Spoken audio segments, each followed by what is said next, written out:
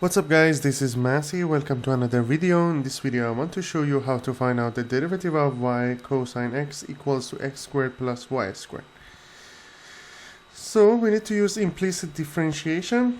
So that's going to be derivative of y times cosine x over dx equals to derivative of x squared with respect to x plus derivative of y squared with respect to x. Then the derivative of y times cosine x is going to be dy over dx times cosine x plus y times derivative of cosine x, which is negative sine x, equals to derivative of x squared is going to be 2x, derivative of y squared is going to be 2y dy over dx.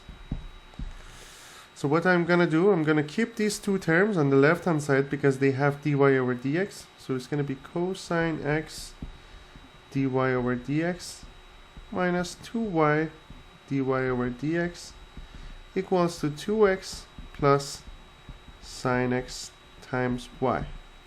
Or it's better to write it in terms of y times sine x for less confusion.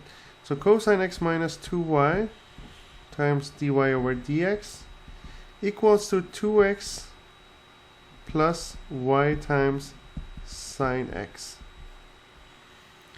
Then I need to isolate dy over dx. It's going to be 2x plus y times sine x over cosine x minus 2y.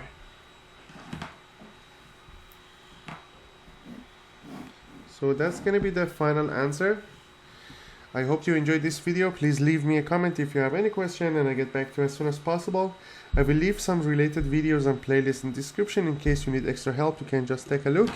Please don't forget to subscribe to this channel. You have access to many videos regarding implicit differentiation and other topics in math, chemistry and physics. Thank you for watching and have a great day.